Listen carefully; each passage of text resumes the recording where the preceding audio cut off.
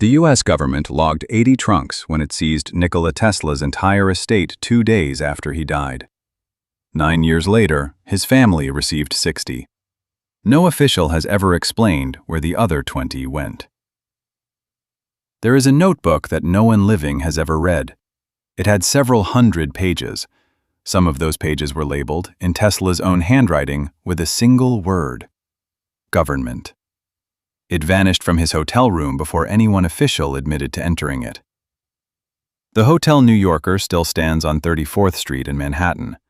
I walked past it while researching a completely different story, something about the electrification of American cities in the early 20th century. I wasn't looking for this. I stumbled onto it the way you stumble onto something in an archive when you pull the wrong folder and realize, slowly, that it might actually be the right one. What I found, once I started pulling threads, is a story that has been told badly for 80 years.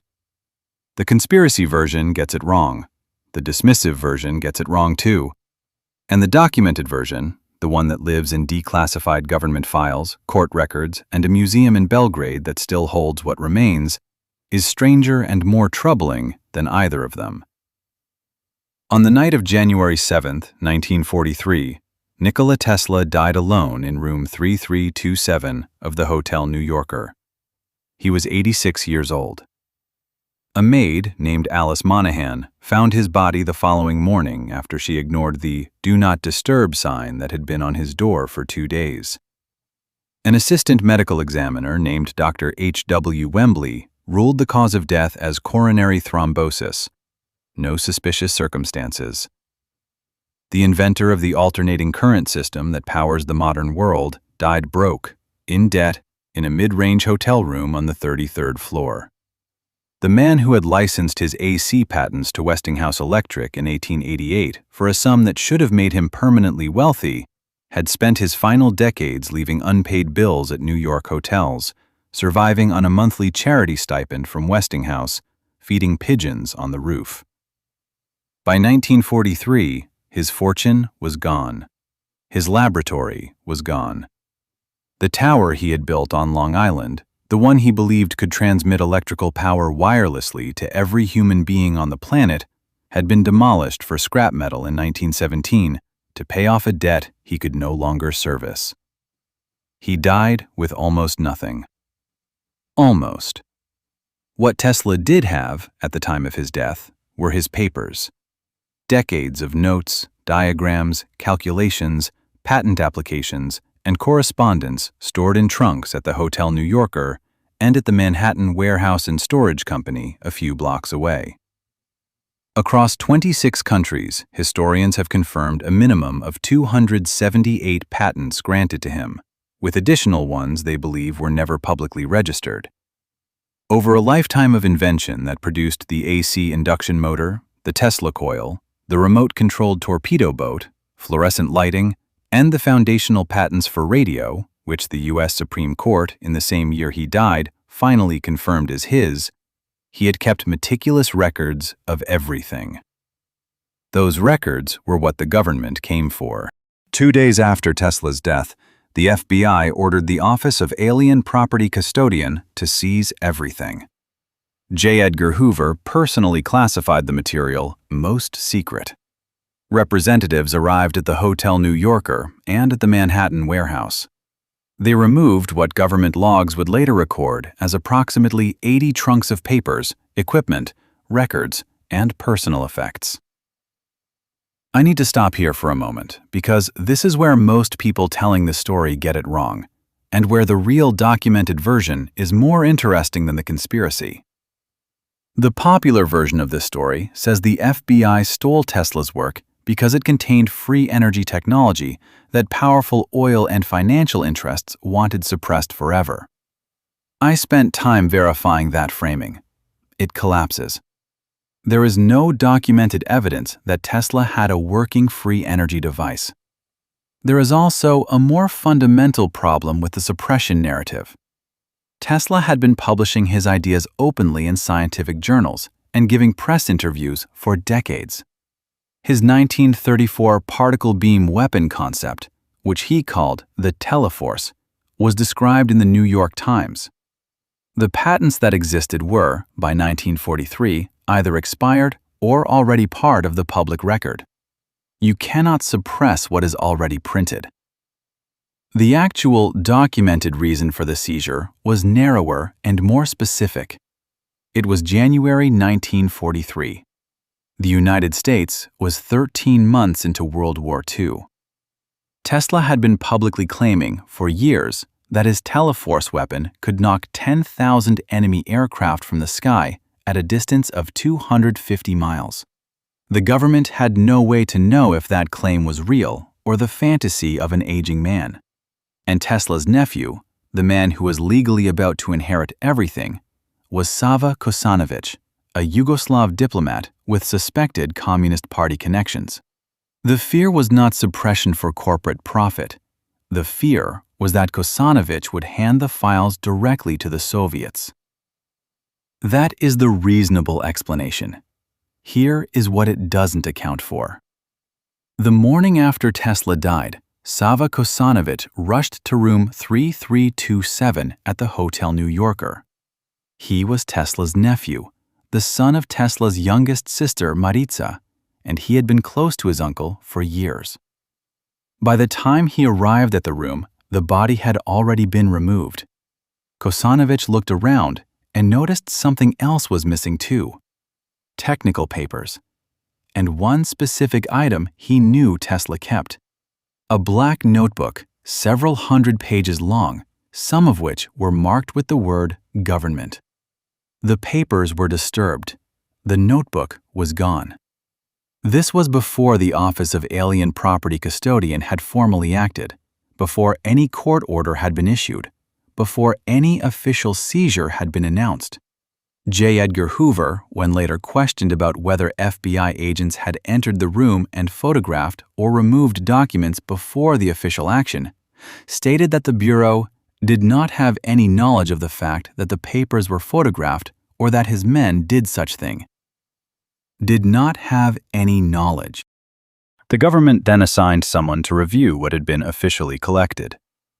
That person was Dr. John G. Trump, a radar scientist and professor of electrical engineering at MIT. He was, for what it is worth, the uncle of Donald Trump. That detail does not make the seizure sinister. It does not change the analysis. What it does is remind you how recent this all is. Dr. Trump spent approximately 3 days examining the accumulated papers of a man who had spent 60 years developing ideas that had restructured modern civilization. His formal conclusion was that the documents contained nothing that would constitute a hazard in unfriendly hands. Nothing of significant value. The particle beam weapon plans were incomplete, not enough information to actually build anything with meaningful destructive power. 3 days. Now consider what that 3-day review was up against. Tesla had filed a minimum of 278 confirmed patents across 26 countries. He had been working continuously since the 1880s. He had told the press in 1934 that he had more than 3 dozen major inventions in various stages of development that he had never patented, deliberately keeping them out of the public record. And yet a radar engineer from MIT reviewed the accumulated trunks in roughly 72 hours and concluded there was nothing there worth worrying about. Each individual step in this story is plausible. The wartime context, the communist-connected nephew, the radar scientist's review, the 3-day turnaround. Each one, taken alone, is defensible. Together, they form a shape, and the shape has a gap in it. In 1952, after 9 years of legal battle, a U.S. court finally declared Kosanovic the rightful heir to his uncle's estate. The materials were packed and shipped to Belgrade. They arrived at the port of Rijeka in September 1951 aboard a ship called the Serbia. They arrived in 60 packages: suitcases, metal trunks, barrels. The government's own inventory logs had recorded 80. Tesla biographer Mark Seifer, who has spent more time in the Tesla archives than almost any living scholar, addressed the discrepancy directly. His words: Maybe they packed the 80 into 60, but there is the possibility that the government did keep the missing trunks. 20 trunks. And here is what I keep coming back to. It is not the missing 20 trunks that trouble me most. It is a simpler fact that I had to read 3 times before I fully absorbed it. Nikola Tesla was an American citizen. He had been a naturalized citizen of the United States since 1891. The Office of Alien Property Custodian was a wartime agency specifically designed to seize the assets of foreign nationals, enemies, and their sympathizers. It had no legal jurisdiction over the property of American citizens. The legal architecture that allowed the government to enter his room and take everything he had left was built around the argument that his Yugoslav nephew might inherit it, that the foreign national receiving the property made the property itself foreign enough. That was the justification. That is in the record. Archives don't forget.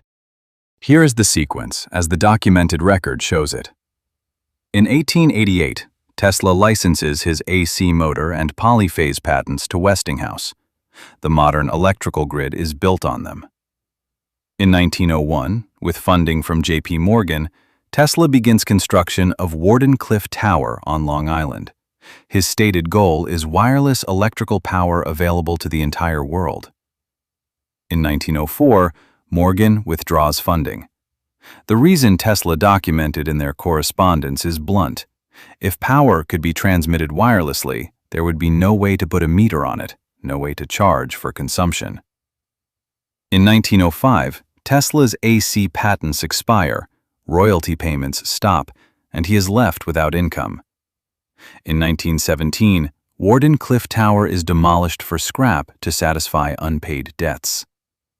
In 1934, Tesla, now 78 years old, living on charity in the Hotel New Yorker, describes his Teleforce weapon to the press and writes to the U.S. War Department offering to share his research. He receives no substantive response. On January 7, 1943, Tesla dies alone in room 3327. The "Do Not Disturb" sign has been on his door for 2 days. On January 9th, 2 days after his death, the FBI orders the seizure. The black notebook is already gone. Sometime in January 1943, Dr. John G. Trump reviews the papers in 3 days and declares them harmless.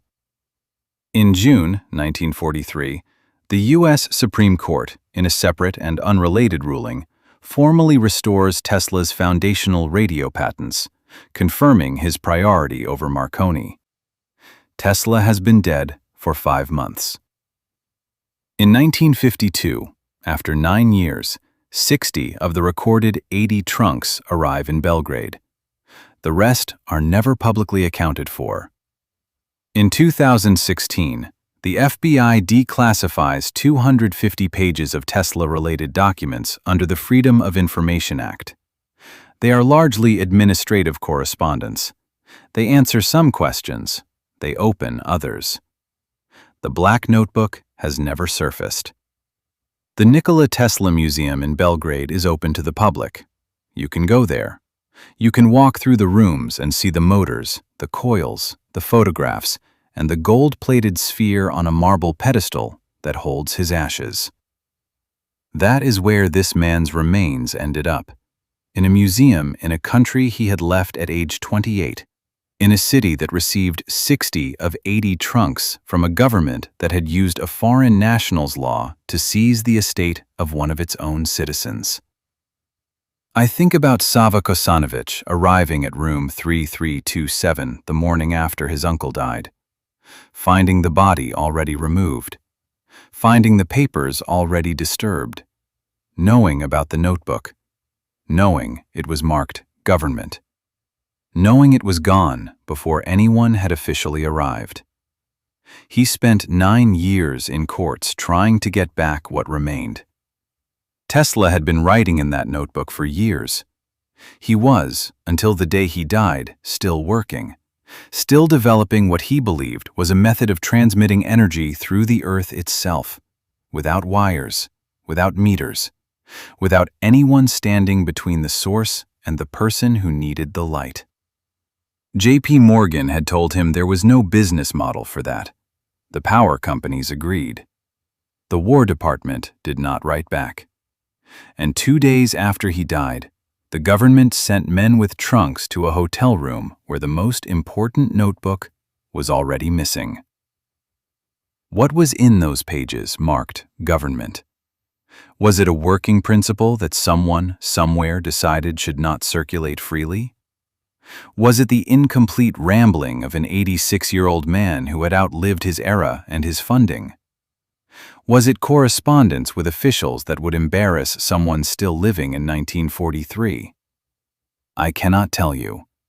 The archive cannot tell you. The 60 trunks in Belgrade do not contain it. The 250 declassified pages do not reference it by name.